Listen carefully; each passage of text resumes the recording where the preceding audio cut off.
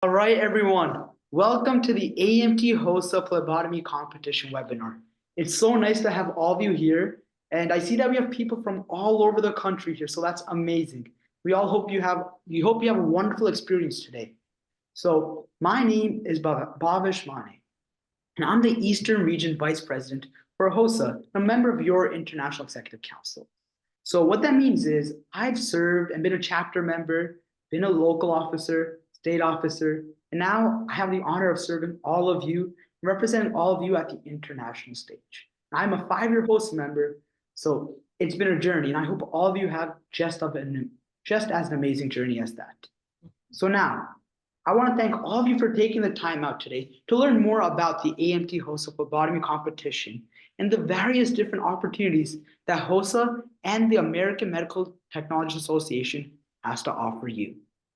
We are lucky to have two amazing speakers run through this entire presentation with all of you. So we have Jeff Lavender. He's a medical laboratory scientist who's been teaching phlebotomy for over 10 years in Michigan and Colorado.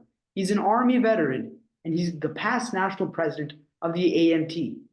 We also have with us today Fran Oran, a native from Nebraska. She's been a phlebotomy instructor for over 20 years.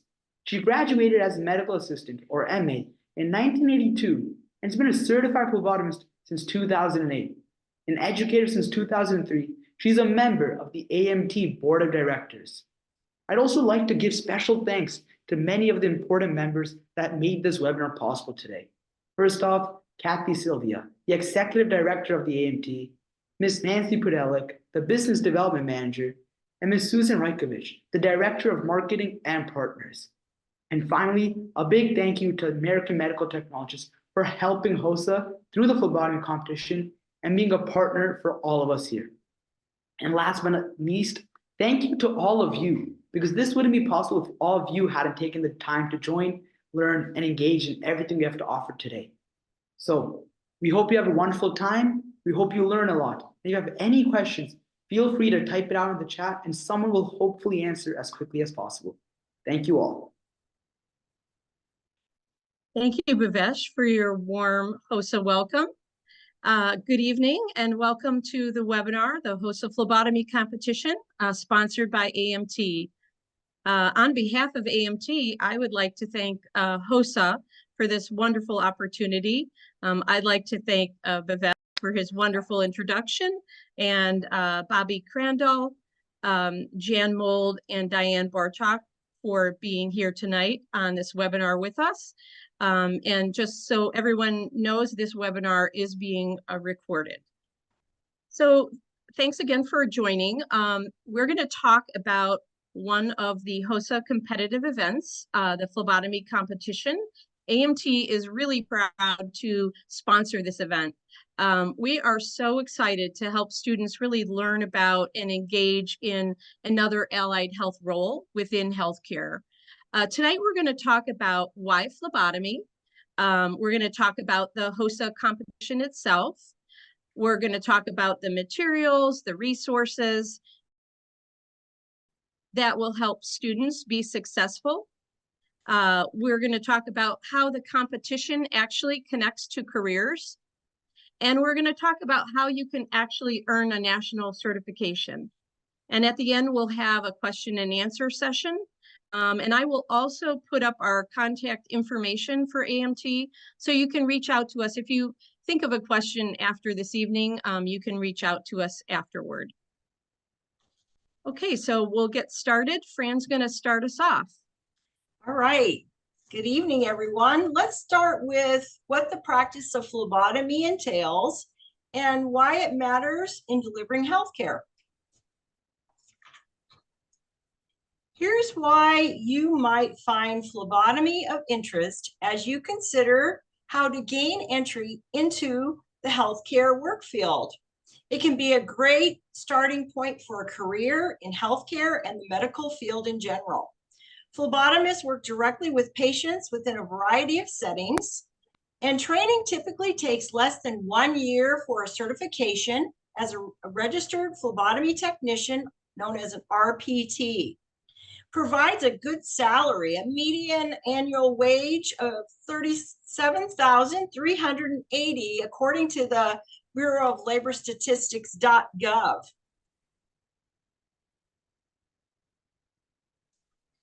If you choose to learn phlebotomy, you can be a part of a critical service in healthcare. Physicians will rely on the information from the blood samples to diagnose and treat their patients. There's an aging population which requires more medical attention, leading to a continued demand for phlebotomists. There's a rise in chronic diseases such as diabetes and heart disease, which require ongoing medical monitoring, including diagnostic testing done by phlebotomists. Advancements in healthcare create increases in the need for clinical laboratory testing, using blood samples in research, testing and the development of new treatment and medications. Expansion of telemedicine means the need for more remote diagnostic testing, including blood testing.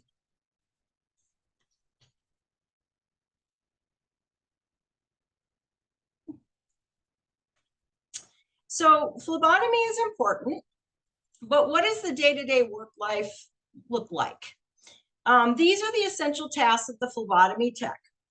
You're going to verify your patient or donor's identity, explain what you're going to do as far as the work to help can relax the patients or donors who feel nervous about having their blood drawn, draw blood from patients or blood donors, label the collecting blood for testing or processing, label sterile containers or other samples such as urine, and instruct patients on proper collection procedures. Enter sample information into a database, assemble, maintain, and dispose of medical instruments such as needles, test tubes, and blood vials, and keep your work areas and equipment clean and sanitary.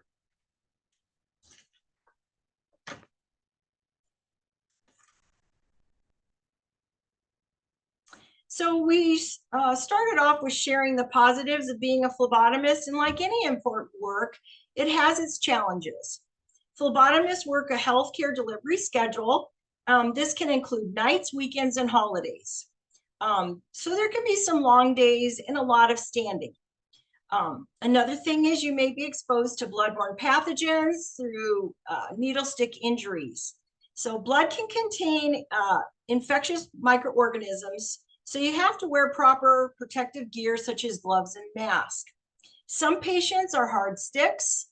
One of the most common difficulties is the inability to locate a patient's vein. And a common concern among phlebotomists might be rolling veins. Not every patient interaction will be pleasant, people being people. Sometimes patients are unwell or upset by the wait time, or just, that's their normal nature, just being impolite. You got to not take it personally. So part of your training is to not take this rudeness to heart. There are some misconceptions about phlebotomy. Some may think that phlebotomy is just basic or an easy skill that most people can perform. The reality is that phlebotomy requires accuracy and skill. It might look easy to stick a needle in a vein. While anyone can stick a needle in the vein, the reality is that only a properly trained phlebotomist can recognize and prevent the multitude of things that can cause injury during a venipuncture procedure: inaccurate sampling and the mismanagement of patients and samples. Well, let's get down to the real reason you all came here, is to hear about how the competition goes. So I will tell you that this past year, I judged the phlebotomy competition here in Colorado, where I live. And Fran and I both helped judge the competition in Houston for the international. So we've been there, we know a little bit about it. So let me tell you a little bit about what we learned. So when you come to do the competition, you'll start out with a 50-question test, which Fran and I wrote those questions. And you'll interact with, then you'll do hands-on, interacting with patients, real live patients and simulated patients. You'll draw blood from a simulated arm with simulated blood, and that's the task that you get. So there's also a bunch of study materials you can use. You can find those on the AMT website or the HOSA website. And of course, as you know, there's competitions across all different levels. So the test exactly mirrors the AMT National Certification Exam. We set it up to be the exact same way because our goal is hopefully that the students that do well in these competitions will come on, take a national certification exam and be nationally certified as a phlebotomist and then can work as a phlebotomist as they go on through other studies. So the most questions you're going to see are going to come from obtaining blood samples. And the second most is from specimen collection and processing. And you can see the other topics there. If you go on the AMT website under certification and click on RPT, phlebotomy, and you'll see a breakdown of all the subjects that are covered within our exam. And that's the written exam. So you need to study for that. That's strictly didactic. After you do the written exam, well, so here's a couple example questions, by the way. So all our exam questions are straightforward, 4-choice, multiple choice questions, just like you find on our certification exam. And so there's no trick questions. We don't have matching. We don't have negative questions like all the following except. We don't have questions that say all of the above or none of the above. So they're straightforward. Which of the following veins will be the last choice for venipuncture? And if you know anything about the veins, basilic is always the last choice, so that would be B. And also we expect you to know about blood. You're going to be drawing it. You need to know what it looks like. So here's a question. Which of the following white blood cells release histamine and heparin and are normally the least numerous? Hope somebody knows. That would be basophils. They would be the least numerous. The neutrophils are the most numerous. So that's what the questions will all look like on the test. After you complete the test, if you qualify, then you'll go on and do a hands-on. And we created 8 different skills. And your state, your region, and international will randomly pick 2 to 3 of these skills. And it could be any 2 or 3, and you won't know until you get there which one. So you have to learn all 8 of them. And then you'll perform the skill in front of a judge. And then you're graded. So if we go to the next slide. First example we have here is a routine venipuncture, and this is one we did in international in Houston. Whether we'll do it again or not in Nashville, I don't know. I don't get to pick that. I judge the one they tell me. So there's a bunch of steps in the phlebotomy, but they flow. They flow as you go. So the key to doing these skills is practice, practice, practice, practice. The more you do them, the more you'll get, and you'll see how they flow as you go along. So you also need to know the order of draw. It's important that you draw the tubes within the order. And you see here the skill sheet. This is an example of a venipuncture skill sheet. It looks like a lot of steps, but I think as you practice them, you'll see that they flow right along. And each step is worth either 1 or 2 points. Where can you get the textbooks? That's a good question. Hopefully your school where you go to the library can order them. Sometimes you can buy them online. You can buy them used online. Community colleges might have them used. There's a lot of places you can get them on Amazon, sometimes cheap. There's a lot of ways you can get the textbooks. That'll help you with the didactic. The best thing that's going to help you with the skills is studying these skill sheets and practice, practice, practice them. Another one is using a butterfly. So there's a routine ETS, evacuated tube system, or there's the butterfly. Another one, if you go on to the next slide, is removing contaminated gloves. So a step that you'll do after you're finished doing a venipuncture, drawing blood, is remove gloves. So a fun way to practice that would be to put a little bit of shaving cream or whipped cream or something on the gloves, and then try to take them off without getting any of the shaving cream on you anywhere. And that shows that hopefully you're doing it the proper way. So there's fun ways to practice these as well.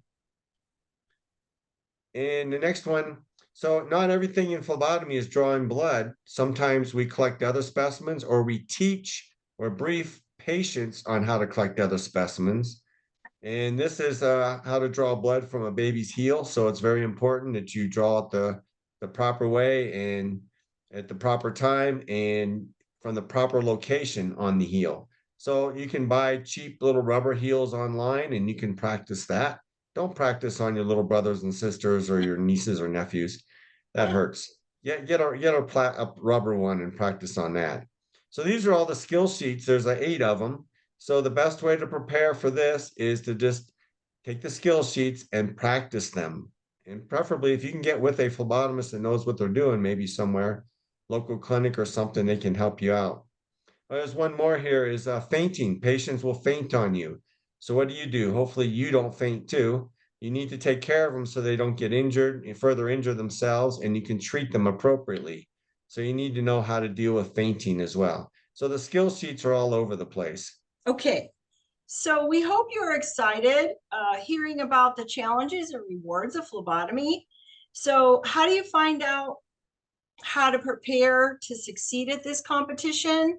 Here's some helpful information and the training materials to get you there. I recommend that you start at the webpage at that AMT set up.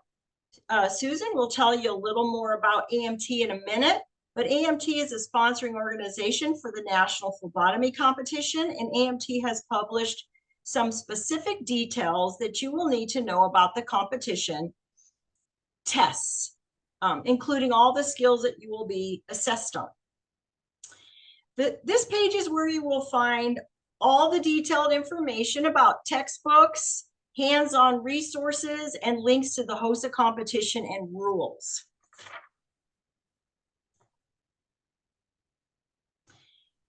Specifically, there are 2 recommended textbooks by phlebotomy experts from independent publishers. You can find links to purchase these texts from the page on the AMT website. So students, you can also try and check out your library. Sometimes they have them, or they can order them for you. And I think, Fran, we wrote all our test questions pretty much out of these 2 textbooks, did we not? Yes.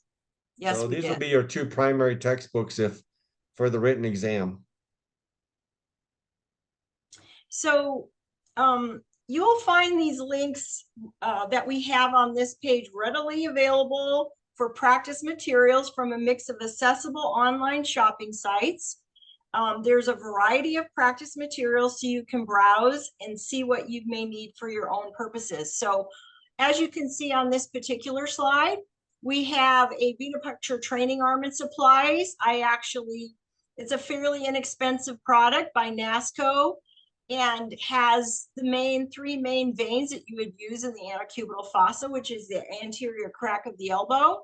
Also, you see the next venipuncture training arm and supplies. That's a little more elaborate. That's going to be a little more costly, but those are great. We have those at the school where I teach. And then as Jeff had mentioned earlier, one of our assessments is regarding doing a heel stick on an infant. You can see here that there's an infant heel simulator. You can use this QR code to get to the AMT page where all the detailed information such as textbooks, hands-on resources, and links to the HOSA competition and the rules reside. And this QR code will give you to a sign-up page. You can sign up and we'll keep you updated on any changes, or you can ask questions and we can get any information to you that you need. So I recommend you scan this QR code. I think you'll see it again at the end of the session. All right, so that's the competition. So why do the competition and how can it help you out? So let's talk about that for a second. Go to the next slide. So this is what I tell my students too. Phlebotomy can be a career, but most people, it's a stepping stone. If you don't know what you want to go into healthcare, or you think you know, maybe try it out. It's typically 1 semester. I teach it in 1 semester in my college. Both colleges, I taught it in 1 semester. You learn anatomy and physiology, you learn medical terminology, you do a minor surgical procedure by extracting blood from a vein to a needle. And so after you complete your training, your education you do all the practice and everything and get ready for this competition, you do well in the competition, then you can actually sit for our phlebotomy certification exam. We have what's called a hybrid route, where if you can get 40 hours of didactic, maybe in your high school or at a community college doing, I forget what that's called, right? While you're in high school, you can take college level classes. If you Dual get credit. 40 hours of didactic training and do 160 hours, which is then, and you need to get 50 venipunctures and 10 dermal punctures, you can sit for our certification exam. You can be nationally certified. Now, when you're trying to get into a highly competitive nursing or physician program somewhere, if you're already certified in a medical skill, that gives you a large leg up over people that are working at McDonald's or something.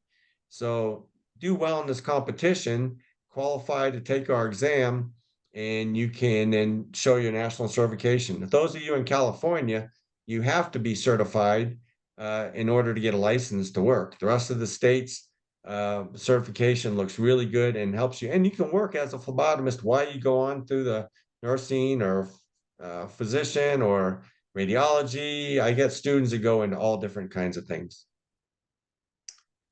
So here's a little more. We have a blog. If you go to our AMT website, americanmedtech.org, in the upper right-hand corner, there's a link called blog. Click on that, and there's several blogs about phlebotomy. There's blogs about taking our exams, which one of them Fran and I did together. And you can get all kinds of information. And then if you go to americanmedtech.org/phlebotomy technician, then you can find out specifics about RPT, including everything that's on the exam. And you can find out how long the exam is and all that as well.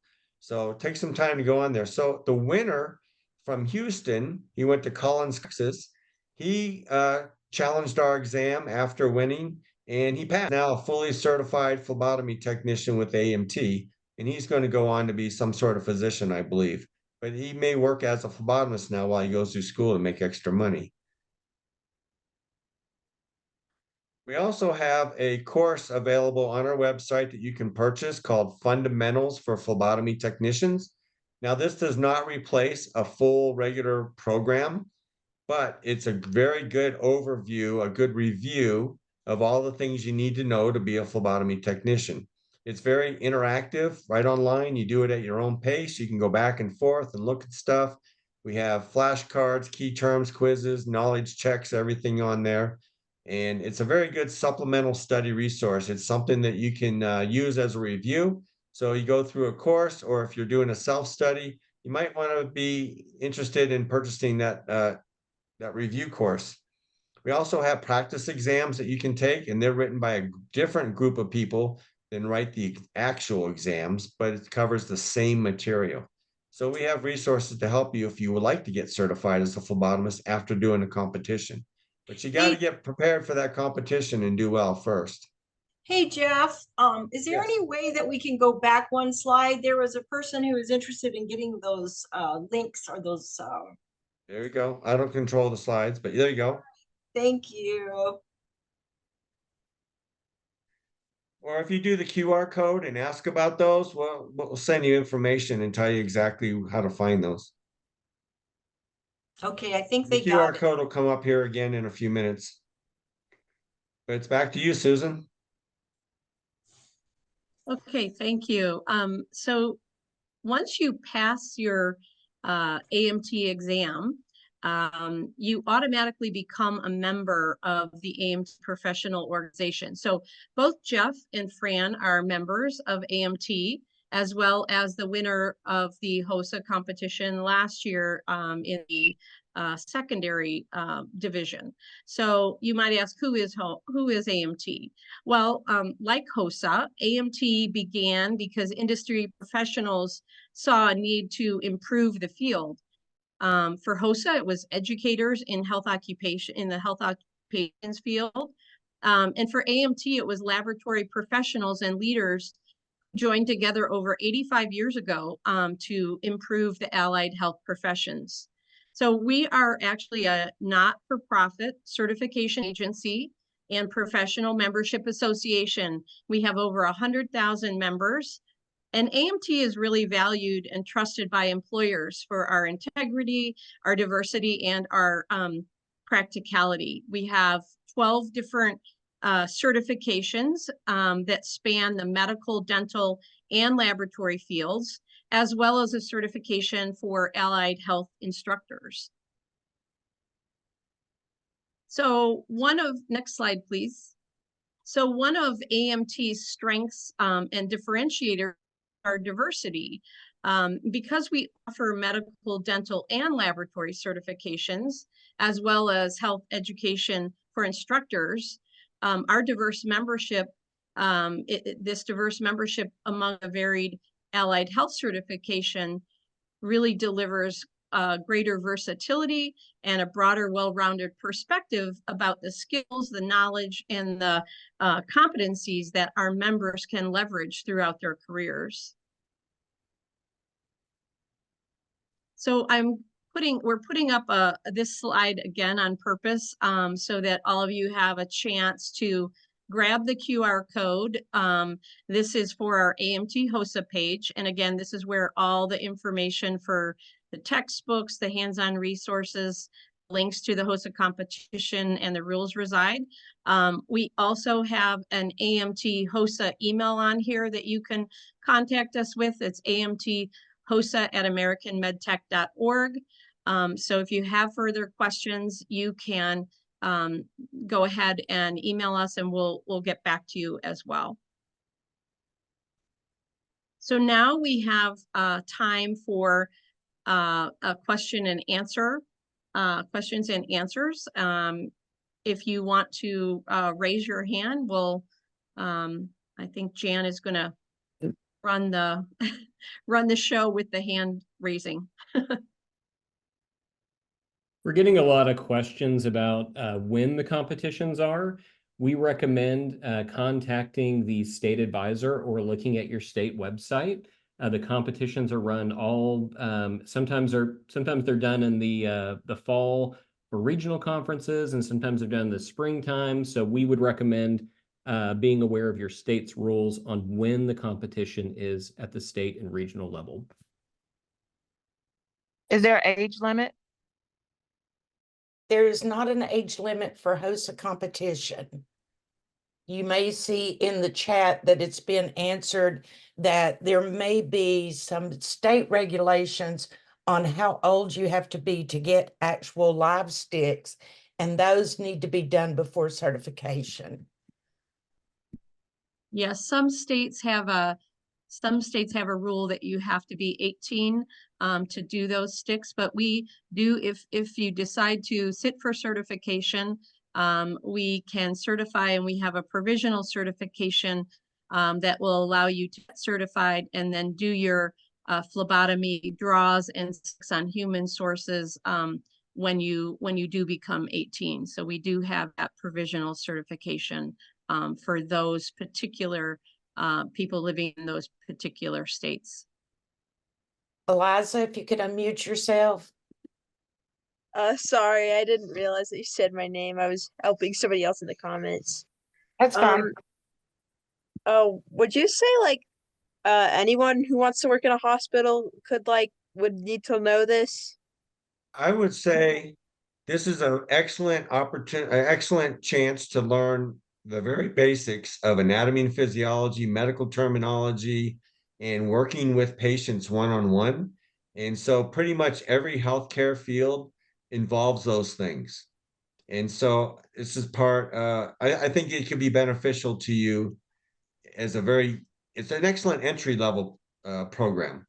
And so you take it, you see if you like it, if you can stand blood, if you can stand patients, sick patients. And if you enjoy it, then you go on bigger and better things. If you hate it, you only gave up one semester of your life, about 3 or 4 months. It's not too bad. You can move on to something else. Most of my students love it, but I get about 1 per class that said, this is not for me, and they don't go into healthcare anymore. So it's a great way to start. Get your I wanted to respond to the question about the text. It is in the guidelines, but we are going to continue to use the 7th edition of McCall. We realized that there was one release that is newer, but since this is only the 2nd year, we didn't want people to have to go and buy books again if they had been in the competition last year. So that's why the 7th edition is still used. Natalie, if you want to unmute yourself. Yeah, I was just wondering if there's a way for the links to be easier accessed. Maybe the slides be sent out, or I can have a way to access them. That would be Okay. great. The slides will be included on the HOSA website. Are you're wanting the slides or the webinar? Both the slides. Okay, we will be sharing on the HOSA website. So give us a couple of days to get them up.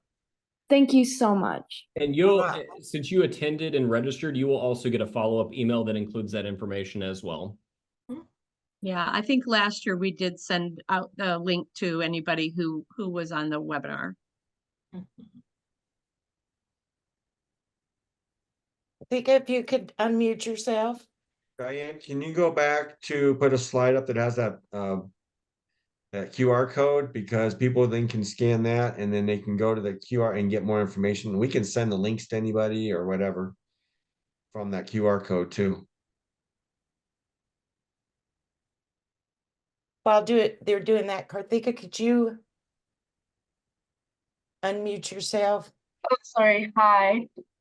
Hey, Hi. So like I have a question. So is this like necessary to complete the registration tab only and write the exam, or can we do it in the summer break or something like that also? you're talking about the class? No, like about the exam. Okay. The certification exam or the HOSA test? The certification. And I'll refer to you folks on that one. Yeah, so all our exams are administered through a company called Pearson View. And Pearson View has centers all over the world. Matter of fact, when I was stationed in Korea, I had my soldiers going into Seoul Seoul, Korea, at a Pearson View and taking the exams in English. So you probably have Pearson View in at the Pearson View website. You'll go and sign up and you'll pick a date and time that they're available and you're available and you go in. That's after we approve your application. So that's year round. Whenever they're open, you can go test as soon as we approve it. AMT approves it. Yeah, I was just gonna say that too. Year round is an option for you. It So doesn't have. that means like we can take whenever we want, right? Yes, Correct. after AMT approves your application. Okay. That contact AMT address on the bottom of this slide, you see where it says AMT-HOSA at americanmedtech.org. You can send us an email with that question or other questions you have, and we'll connect with you and explain everything to you real well. Okay, thank you. You're welcome. Did you have a Excuse me, question? I have a question. Okay. So about the follow-up email that we will get, what will there be like included? Is it only the slides, or is there any more information that will be included?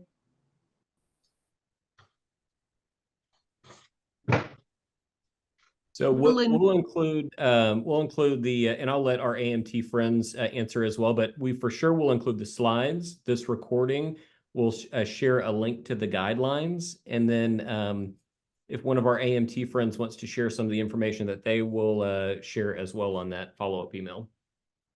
Yeah, Okay. we probably will also include some of the most common questions from this evening, kind of an FAQ for you, so that you'll also be able to see that as well. Okay, thank you. Hey, Mary, you had a question if you'd unmute yourself? Yes, hi. I competed in last year's competition. We actually took Virginia's state title.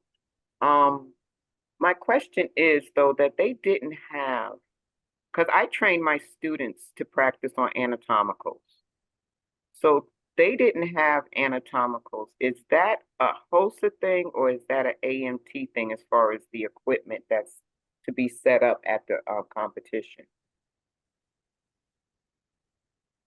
We used the arms that were used last year in competition were loaned to us from the site.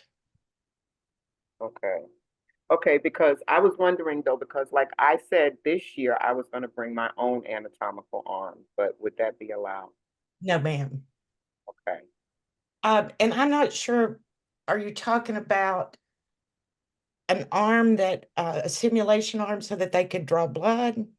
Yeah, well, a simulation arm so they could show the skill on if they were told that they had to draw blood and um Because show. they had arms there. They didn't have them when my students competed. There were Hmm. no arms in the room. So I was one of the judges and they had arm simulators. So I'm not sure I understand. Didn't you? Yeah, they did. They Totally. did, because I was What- in the room and I had to leave out the room because my students were competing. Yeah, we had simulator arms, kind of like that one picture that we had that are hooked up to a IV bag of faux blood. Mary, You're are you talking referring about- to the Virginia HOSA conference that Right. happened in Virginia? Yes, the one in Williamsburg. My Okay, students so that won. would be a question for the state advisor on how they're Okay, running all right, that's competitions what I in your wanted to know. state. Yeah, that's what I wanted to know. The Okay, international competition, we do it at an offsite, at typically a college or a hospital, and they'll provide arms and simulation or whatever we need based on what skill we're judging. okay. All right, because I But for just your found it state, odd you'll have to that talk to your state advisor. right, I just found it odd that they were practicing on simulation arms and then there wasn't one at the competition. So they had to kind of fake it. Oh, Well, they wow. might have used different skills, because here in Colorado, we did not do venipuncture as one of our skills. We did skills that we did not require a simulation arm at all. They did tying a tourniquet and they did removing gloves, and we had them do it on us, on the judges. So we didn't have arms at all. We didn't need them. My students did it on people like volunteers, some of the Oh. HOSA ambassadors, but they used like a pencil to pretend like they had a needle. So that's why I was asking. There Okay, are better ways to do that. I'm sorry, Mary, I misunderstood. I thought you were talking about Houston, the international No. competition. No, we didn't go to Houston because the parent wouldn't let the child travel that far. Okay. Yeah, there were arms at Houston. I'm sure there were.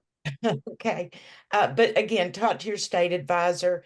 I wanted to go back. There's been a couple of people that have spoken or put in the chat about affording the textbooks. And I know that's an issue for people. Please go to your school librarian, tell them what you're doing, and see if they may be able to get a copy for you. If they are not able to, you may talk to your HOSA advisor and see if they're able. Jody, you have a question? You can unmute yourself. Really quickly, I just wanted to ask if AMT could possibly be a way or an easy start for career for possibly working like for EMT or for paramedic. If there are any like links, that'd probably be easier to like look for, but I just wanted to know if it's like an example or a start for it.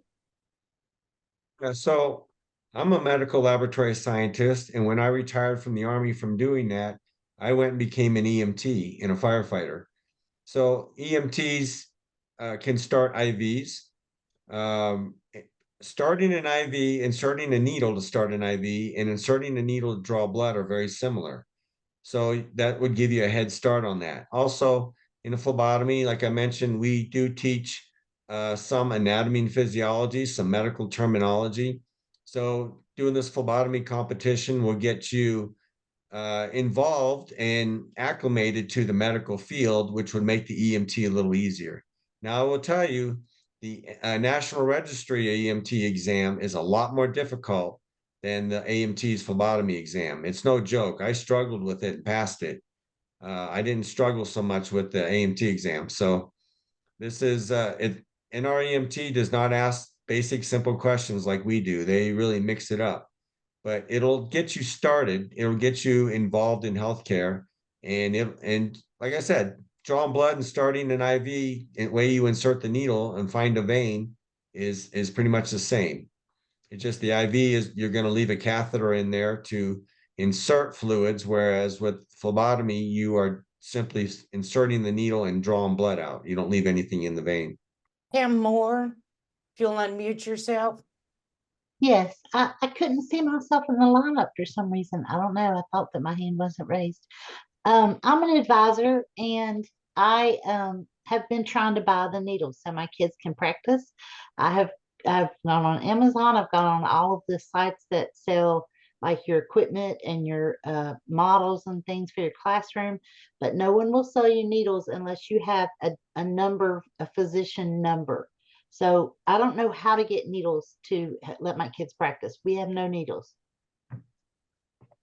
You might try partnering with a local community college and see if they can help you get some. You can also sometimes get them donated from a clinic, a hospital, a veterinarian even. Sometimes will have extras and they may be able to donate some to you. So try partnering or getting them from another type of clinic, including animal clinics. How does the college get them without a physician number? I don't know. I just tell my boss what I need and they order them. So we Yeah. must have a contract somehow. We go through we don't use Pocket Nurse. We use another company. I can't remember what it is at the moment, but If you will email me at jan.mold@hosa.org, I can give you some pointers on that because I had some significant trouble last year and was helped through that. So if you'll shoot me an email, I'll give you some sources. Hey Jan, you're from Science Hill, aren't you? I was, yes. I think we shared a bus to HOSA one year. Absolutely. Yeah, I remember you. It's good to see you. I had a question about the sample questions. Those sample questions that are on these slides came from the guidelines. I can't encourage you enough to look at those guidelines and learn what's on there. So if you'll look at those, you'll see the sample questions.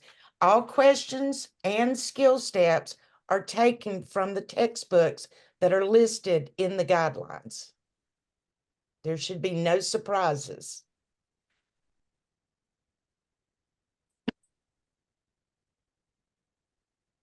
and don't be confused. When I said you can get supplies from veterinarian hospitals, veterinarian clinics, we don't teach you to draw blood from animals. Veterinarian technicians learn to do that, but they use Okay. the same supplies that we do. I have a question. Go ahead. I've been drawing blood for about 20 years now, and my daughter is 14. So is this something that I can train her on? And then when it comes down to the 50 sticks, is that something that I know you guys said that it had to be patients, but could it be family members? Because she's 14. So I'm not sure if they will allow that in a hospital, nursing home, or a clinic setting.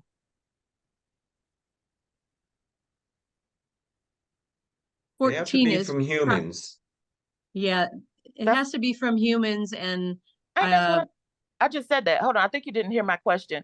So what I said was, I said family members. I didn't say anything about pets or animals. I said family members. So what I'm saying is, we're not gonna question what the humans are. Okay. But you got to have a documented 50 sticks, and then there's a form you'll fill out and a skill sheet you'll fill out saying they've successfully completed all these skills. Plus, they have to complete the didactic portion somehow. I don't know how you'll do that for your 14-year-old. Okay, thank you. Sure. Lila, you can unmute yourself.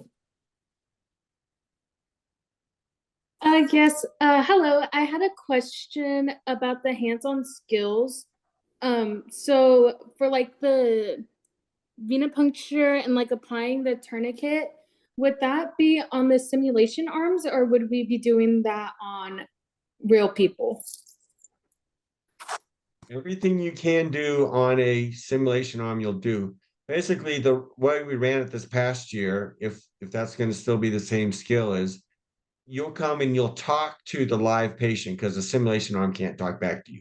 So you'll do your patient identification and ask them if they have any problems, give them blood, and then everything else will be done on the arm. So really, you only start by talking to the real patient and do everything else. Apply the tourniquet, look for a vein, draw, do your post venipuncture, everything on the simulated. That's how we ran it this year. Thank you so much, Mr. Jeff. Erica, you have a question? I apologize. I forgot to lower my hand. My question was answered when you guys said that the information would be sent in a follow-up email if we registered, correct? Let me, I'm seeing in the chat, let me be very clear. The HOSA competition can lead to certification, but they're not the same thing. You can go through the HOSA competition and never get certified, but the HOSA competition can potentially give you the training and practice that you need to qualify for certification. And those of you that are teachers out there, if you're running a phlebotomy program in your school, if you contact us through this QR code here, AMT can then certify your school, and then all your students then can just sign up and take our certification exam. But the HOSA competition does not necessarily qualify you to take certification exam. Depends on how you do your training. So keep those two entirely separate things, although that HOSA can lead to certification. I hope that clarifies. I'd also like to clarify, I saw a question that said something about a student needing to be 18 to certify. And that is not necessarily true. Many students can certify when they're younger. It really depends on the state and whether or not they allow you to draw blood in a particular state if you're younger than 18. So it's very state specific.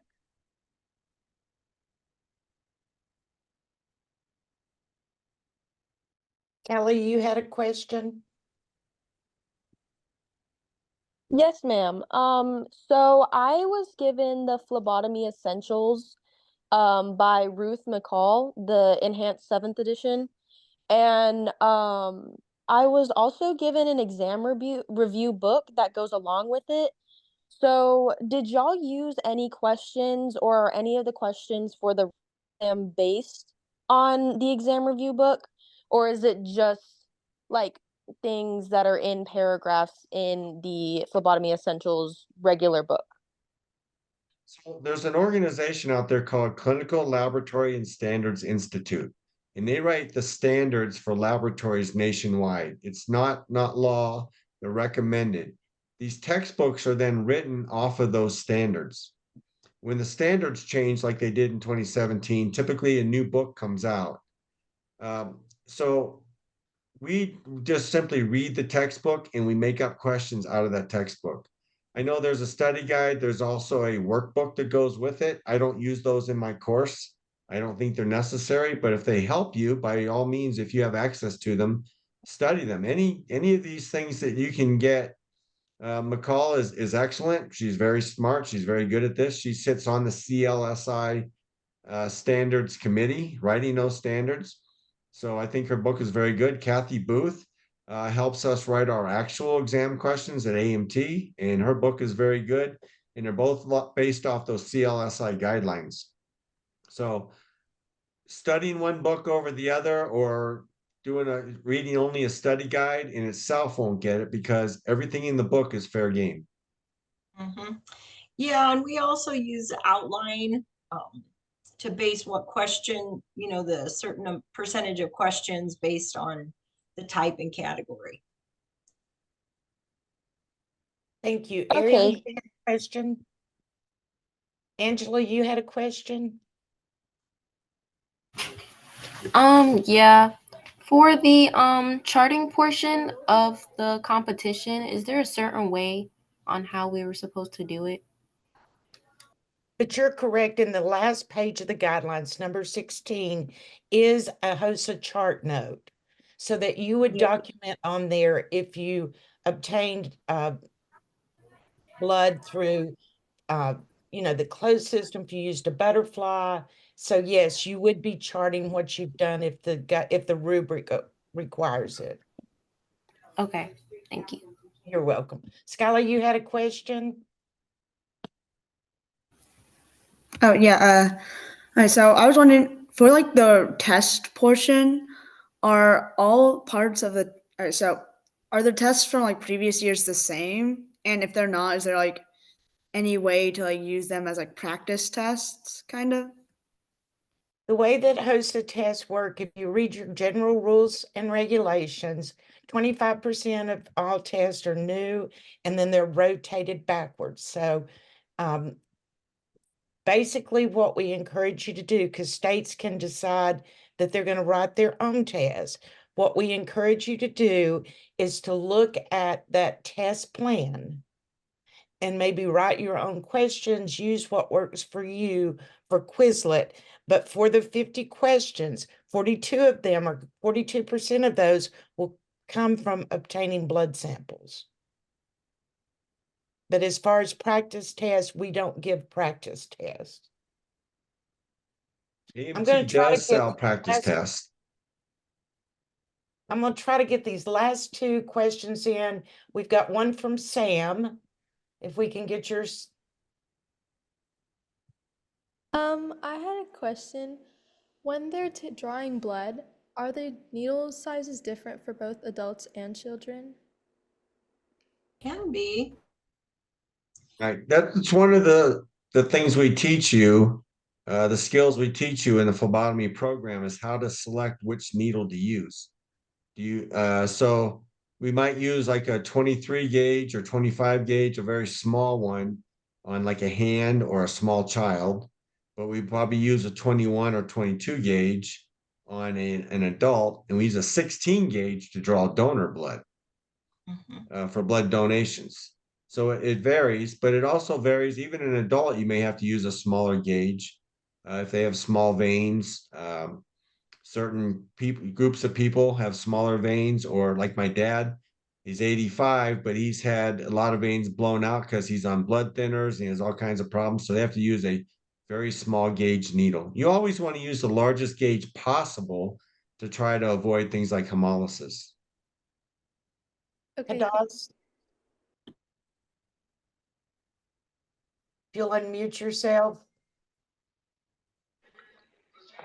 I was wondering, for the blood drawing part of the competition, how would you practice for that? For the what part? I missed that. For the blood drawing. Right. You'll have to get access to a simulation arm or a simulation thing like we showed you earlier in the slides.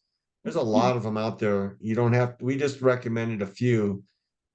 See if you can get your school to purchase one, and you're just going to have to practice on it. You're going to have to get needles and blood tube holders and blood tubes, and you're going to have to get tourniquets. You're going to have to get all those supplies somehow through your school to practice that.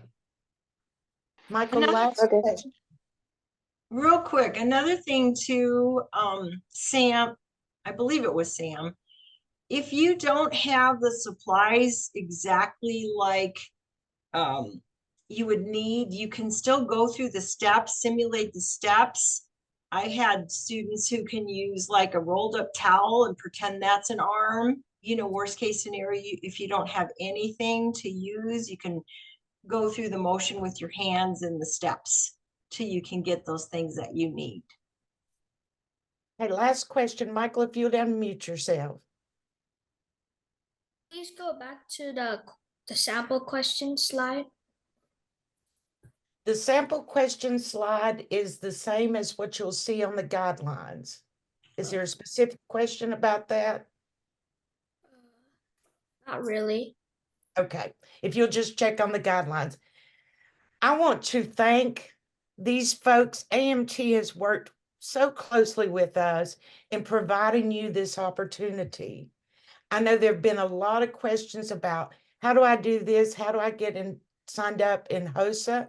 I'm going to encourage you to talk to your local advisor who can follow up with your state. Find the textbooks by asking your librarian or asking your advisor to help you. But I really want to thank ATM for their dedication in really working hard to get the folks out there that we need, and I'm going to need particularly to meet my healthcare needs in the future. But again, thank you to our participants tonight, and thank you to AMT for continuing to support HOSA and our competitive events. You all have a great evening, and we'll get this sent out to you.